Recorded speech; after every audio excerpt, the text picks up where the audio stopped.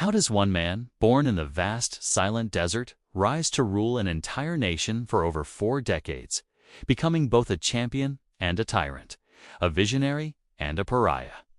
How does such a powerful figure, who once dreamed of a united Africa, ultimately face a dramatic and violent end? This is the complex and controversial story of Muammar Gaddafi, a leader who shaped Libya and influenced global politics for more than 40 years. Imagine a boy named Muammar Mohammed Abu Minyar al-Gaddafi, born around 1942. His exact birth date is unknown, typical for nomadic families, into a poor Bedouin family in the deserts near Sirte, Libya. His father was a goat and camel herder. Unlike his illiterate parents, Muammar was sent to school, a significant sacrifice for his family. He often walked 20 miles to school, sleeping in a mosque during the week. This humble desert upbringing shaped his deep connection to Bedouin culture and his preference for the desert over cities, even when he became a powerful leader. From a young age, Gaddafi was aware of the presence of European colonial powers in Libya and the influence they held over King Idris, Libya's pro-Western monarch. He became deeply influenced by the ideas of Arab nationalism, especially from Egypt's Gamal Abdel Nasser, who preached unity and liberation from foreign control.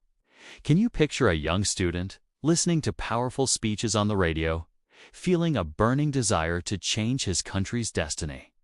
This passion led him to drop out of university and join the military, believing that was the way to instigate real change. In 1969, at just 27 years old, Gaddafi led a bloodless military coup against King Idris, while the king was abroad for medical treatment. With hardly a shot fired, he abolished the monarchy and declared the Libyan Arab Republic, driven by the motto, unity, freedom, socialism. This was the beginning of his extraordinary rule. Gaddafi immediately set about transforming Libya. He expelled the Italians, Libya's former colonialists, and closed down Western military bases. He nationalized the oil industry, meaning Libya's vast oil wealth would now be controlled by the state, not foreign companies.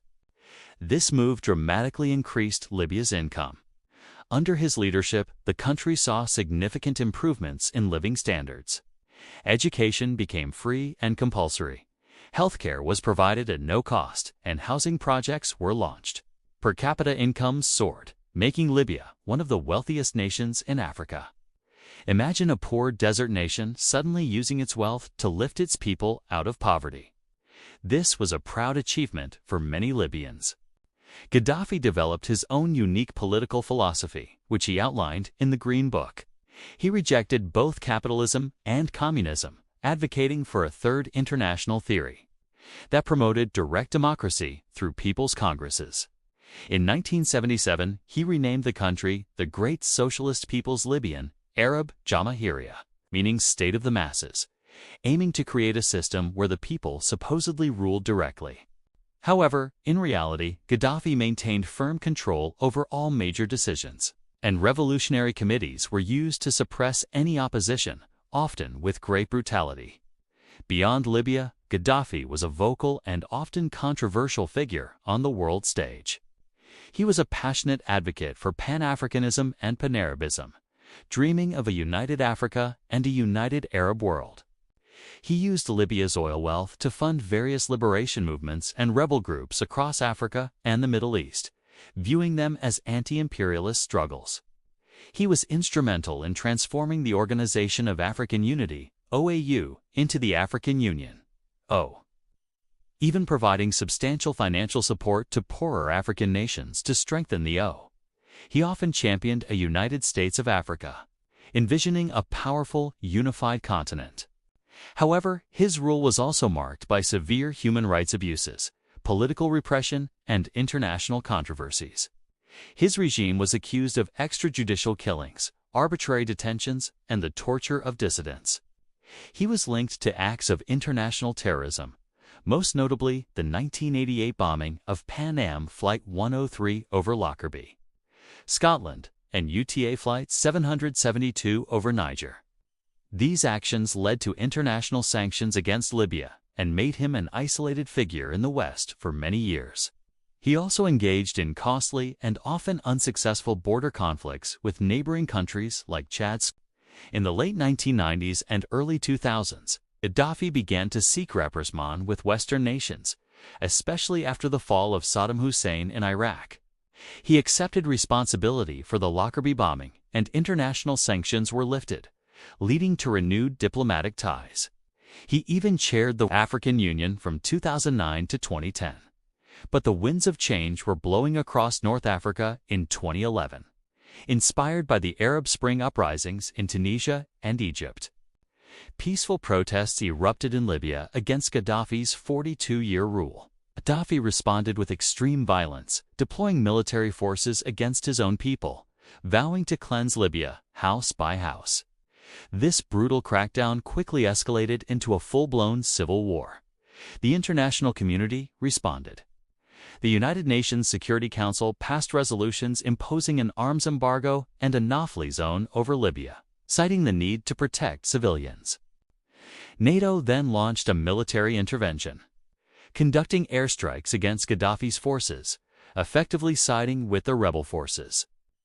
As rebel forces advanced, Gaddafi became increasingly defiant, refusing to step down. He fled the capital Tripoli as it fell, and for months he remained a fugitive. His final stand came in his hometown of Sirte. On October 20, 2011, a convoy of loyalist fighters, including Gaddafi, attempted to escape Sirte. NATO aircraft spotted the convoy and launched airstrikes, immobilizing many vehicles and killing dozens of fighters. Gaddafi and a small group of his remaining loyalists took shelter in drainage pipes beneath a road. They were soon discovered by rebel forces. The circumstances of his death are gruesome and highly disputed, with conflicting accounts. Videos show him captured, alive but severely wounded, being abused by rebel fighters. He was reportedly beaten, stabbed with a bayonet, and then shot multiple times.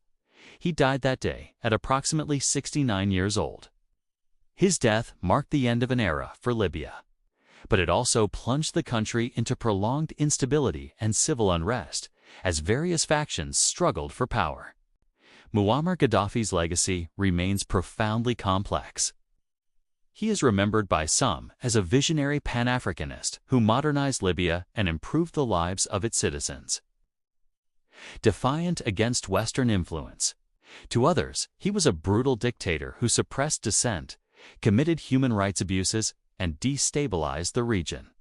His story is a stark reminder of the intricate dance between power, ambition, and the human cost of both revolution and authoritarian rule.